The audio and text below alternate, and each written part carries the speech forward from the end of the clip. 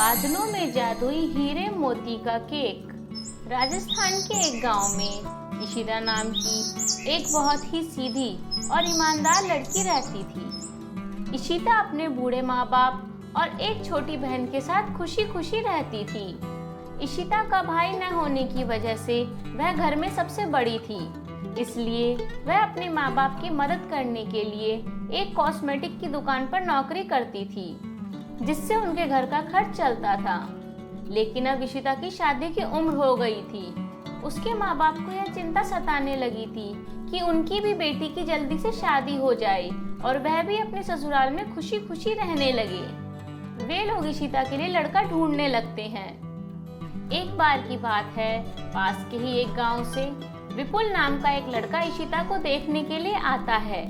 विपुल को इशिता बहुत पसंद आ जाती है और इशिता के माँ बाप को भी विपुल बहुत अच्छा लगता है और वे लोग रिश्ते के लिए हाँ कर देते हैं। जल्द ही विपुल और इशिता की बड़े धूमधाम से शादी हो जाती है और इशिता अपने ससुराल चली जाती है। शादी के बाद ससुराल में इशिता का कुछ समय तो बहुत अच्छा निकलता है। विपुल इशिता को बहुत खुश रखता है, वह उसकी सारी जरूरतें पूरी करता है, लेकिन धीरे धीरे वह अपना असली रंग दिखाने लगता है। विपुल एक निकम्मा और आवारा लड़का था। उसके माँ बाप ने यह सोचकर उसकी शादी करवा दी थी कि शायद शादी के बाद वह सुधर जाए। इन सब के बारे में जब इशिता को पता चला तो उसके पैरों तले तो जमीन ही खिसक गई, लेकिन अब वो कर भी क्या सकती थी। उसने सच्चाई को कबूल किया और उसने अपने परिवार में अपने सास ससुर के साथ घुल मिलकर रहना शुरू कर दिया। ऐसे ही धीरे धीरे समय बीतता गया और शादी के 1 साल बाद उसने सारा नाम की एक बेटी को जन्म दिया। मुबारक हो बहू रानी, हमारे घर में लक्ष्मी ने जन्म लिया है। हाँ माँ जी, आपको भी बहुत बहुत बधाई। लेकिन ये कहाँ है? बहुत देर से दिख नहीं रहे हैं। यही कहीं होगा और जाएगा कहाँ? अपने दोस्तों के साथ आवारागर्दी कर रहा होगा। तू चिंता मत कर बहू, जब तक मैं जिंदा हूँ ना, तब तक तुझे फिक्र करने की कोई जरूरत नहीं है। तभी नशे में लहराता हुआ विपुल अपने घर आता है। सुनिए जी, आपने ये अपनी क्या हालत बना रखी है और आप आज पूरे दिन से कहाँ थे? घर क्यों नहीं आए? दूर हो जा मेरी नजरों से। तू मुझे समझाने वाली होती कौन है? चल हट जा यहाँ से। सुनिए जी, कुछ तो शर्म कीजिए। अब आप एक बेटी के बाप बन गए हैं, अब तो इन आदतों को छोड़ दीजिए। तू मुझे ज्यादा ज्ञान मत दे। अगर दे सकती है तो मुझे पैसे दे। आज मेरे घर बेटी हुई है, आज तो मैं पूरी रात शराब पीऊंगा और अपने सभी दोस्तों को भी आज शराब की पार्टी दूंगा। इतना बोलकर विपुल अलमारी में से इशिता के सारे गहने निकाल लेता है और वहां से जाने लगता है। माँ जी, सुनिए, जल्दी आइए, देखिए ना ये क्या कर रहे हैं, रोकिए इन्हें। अरे नालायक, तुझे तो मुझे बेटा कहने का भी मन नहीं करता। तुझे थोड़ी बहुत शर्म है कि नहीं है? सारा पैसा तो तूने शराब और जुए में उड़ा दिया। अब तुझे अपनी पत्नी के गहने ले जाते हुए बिल्कुल भी शर्म नहीं आ रही है? मैं कहती हूँ गहने अभी रख दे अपनी जगह पर, नहीं तो मुझसे बुरा कोई नहीं होगा। चल हट बुढ़िया, तेरी इतनी हिम्मत कि तू मुझे रोकेगी? ये कहकर विपुल अपनी माँ को बहुत जोर से धक्का मारता है और उसकी माँ जमीन पर गिर जाती है। उनके सर से बहुत ज्यादा खून बहने लगता है। हे भगवान, ये क्या कर दिया आपने? माँ जी, आप ठीक तो है ना? क्या हो गया आपको? कोई है? कोई डॉक्टर को बुलाओ। अपनी माँ की ऐसी हालत देखकर विपुल वहां से तुरंत भाग जाता है। इशिता की जोर जोर से रोने की आवाज सुनकर आसपास के सभी लोग वहां पर इकट्ठा हो जाते हैं और जब वे उसकी सास को देखते हैं तो उन्हें पता लगता है कि अब उसकी सास इस दुनिया में नहीं रही।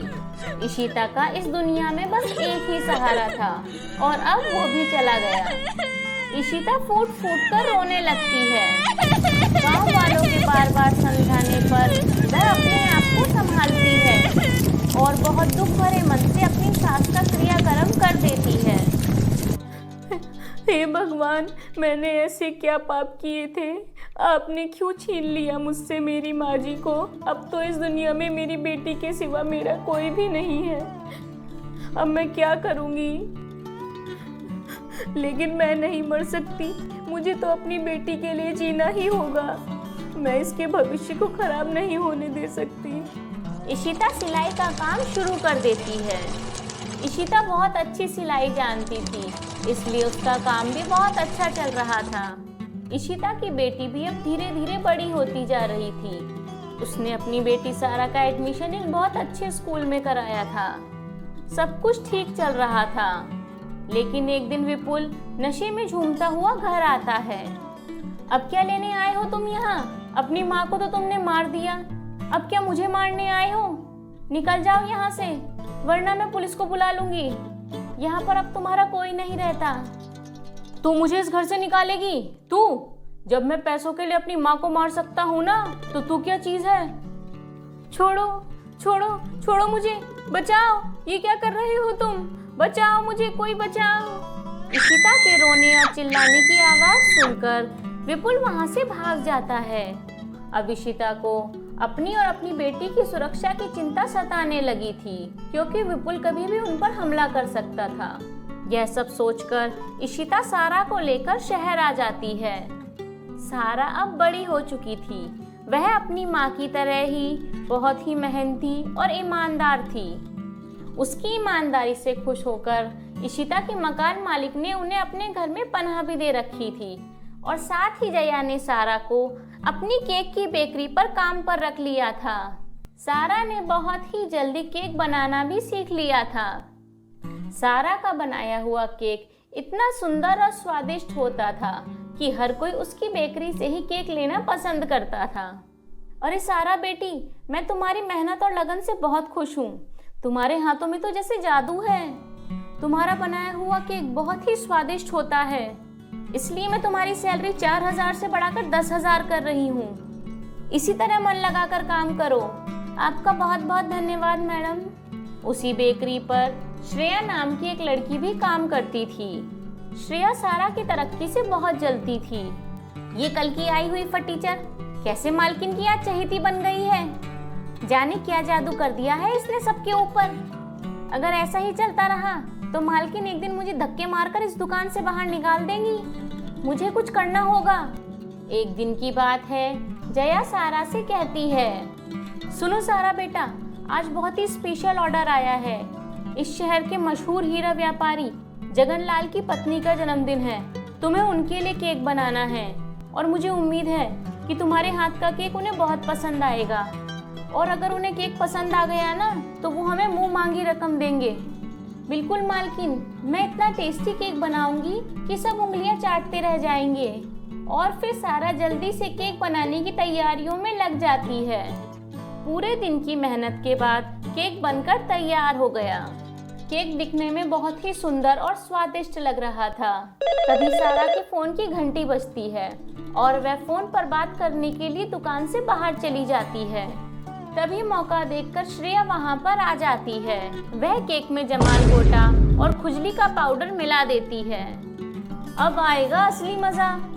थोड़ी देर बाद जया सारा से कहती है, सारा, वह स्पेशल केक ले आओ। आज मैं अपने हाथों से जगनलाल जी के घर इस केक को लेकर जाऊंगी। जया केक को लेकर जगनलाल की पत्नी के बर्थडे पार्टी में पहुंच जाती है। केक काटने का समय हो जाता है और उनकी पत्नी केक काटने लगती है। जगनलाल बहुत ही प्यार से अपनी पत्नी को केक खिलाते हैं। जैसे ही वह केक खाती है, उसे बहुत जोर से सारे शरीर में खुजली होने लगती है और उसके पेट में बहुत जोर से दर्द होने लगता है। सुनिए जी, इस केक में ऐसा क्या मिला हुआ था? जैसे ही मैंने इसे खाया, मेरे पेट में गुड़गुड़ होने लगी और मेरे पूरे शरीर में बहुत तेज खुजली हो रही है।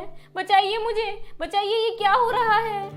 अपनी पत्नी की ऐसी हालत देखकर जगनलाल भरी पार्टी में ही जया पर भड़कने लगते हैं। जया जी, मैंने तो आपसे स्पेशल केक के लिए कहा था, लेकिन आपने इस केक में क्या स्पेशल मिलवा दिया जो मेरी पत्नी की ऐसी हालत हो गई?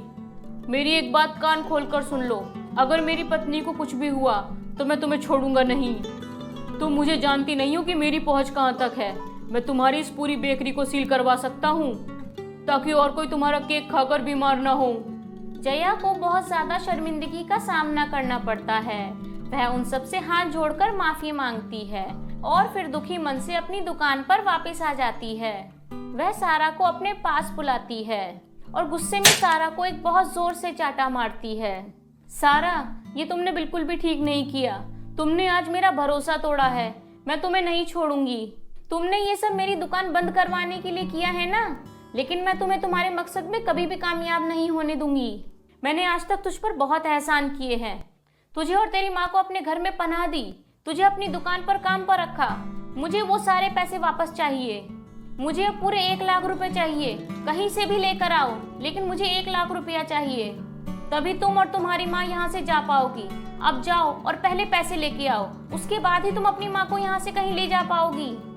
मैडम, आप मुझे गलत समझ रही हैं। मैंने तो बहुत मेहनत और लगन से वह केक बनाया था, लेकिन केक का स्वाद ऐसा कैसे हो गया मुझे नहीं पता। मैडम मुझ पर दया कीजिए। मैं बहुत गरीब हूँ। मैं इतने पैसे कहाँ से लेकर आऊँगी? मैं आपका 1 लाख रुपया कहाँ से लाऊंगी? मैडम, मुझ पर यकीन कीजिए, मैंने केक में कुछ नहीं मिलाया।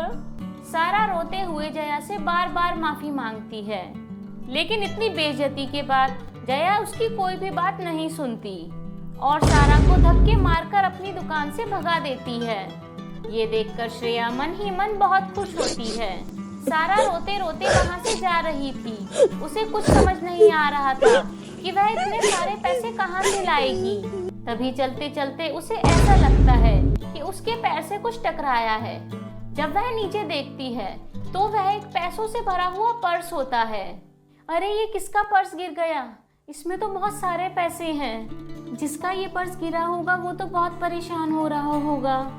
मुझे यहीं रुककर इस पर्स के मालिक का इंतजार करना चाहिए, ताकि मैं इस पर्स के मालिक को ये पर्स वापस लौटा सकूं।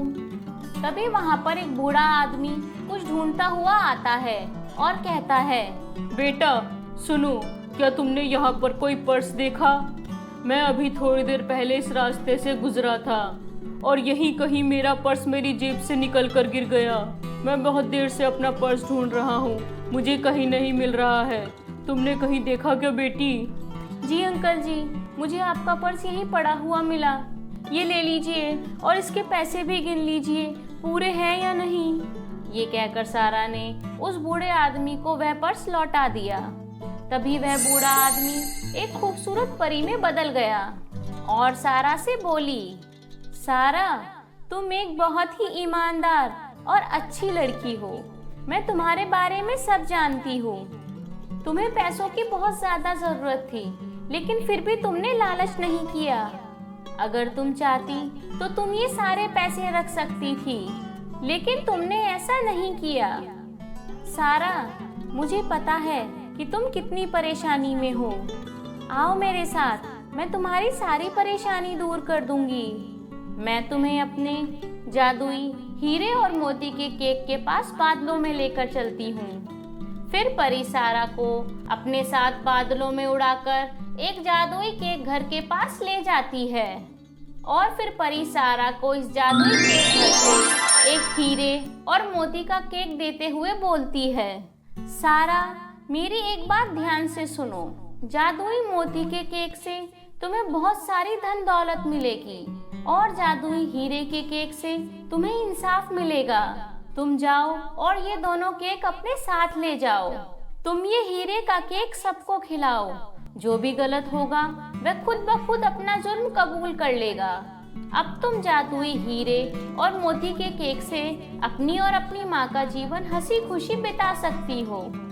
सारा परी का धन्यवाद करती है और जादुई हीरे और मोती का केक लेकर जया की दुकान पर पहुंच जाती है।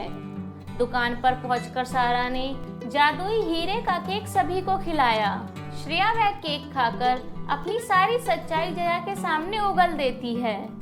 जया मैडम, मैं आपको एक बात बताऊं, उस दिन जो सारा ने केक बनाया था ना, उसने तो बहुत मेहनत और लगन के साथ बहुत अच्छा केक बनाया था, लेकिन मैंने उसको नीचा दिखाने के लिए उस केक में जमाल घोटा और खुजली का पाउडर मिला दिया। मैं चाहती थी कि आप सब उससे नफरत करने लगे। हे भगवान, ये मैं क्या बोल रही हूँ? मैं सच कैसे बोल रही हूँ? ये सच्चाई जानकर जया ने श्रेया को धक्के मारकर दुकान से बाहर निकाल दिया और उसके बाद जया ने सारा से भी माफी मांगी। घर आकर सारा मन ही मन सोचती है, श्रेया को तो अपने किए की सजा मिल गई, लेकिन एक इंसान और है जिसे अभी तक अपने किए की सजा नहीं मिली। ये सोचकर सारा अपनी माँ के साथ अपने गांव वापस लौट आती है और घर आकर अपने पिता को वह हीरे का केक खिला देती है। केक खाकर विपुल खुद ब खुद पुलिस स्टेशन जाकर अपनी सारी सच्चाई उगल देता है। कत्ल के जुर्म में विपुल को उम्र कैद की सजा हो जाती है और सारा जादुई हीरे और मोती की केक की मदद से अपनी माँ के साथ हंसी खुशी रहने लगती है। तो मेरे प्यारे दोस्तों, कैसी लगी आपको ये कहानी?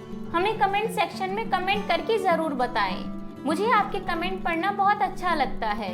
अगर हमारी कहानी अच्छी लगी हो तो इसे अपने दोस्तों के साथ शेयर करना ना भूलें। हाँ, एक और बात, अगर आपने अभी तक हमारे चैनल सुनो कहानी विद दीपिका को सब्सक्राइब नहीं किया है तो जल्दी से सब्सक्राइब कर लीजिए और अपना ध्यान रखिए। बाय बाय दोस्तों।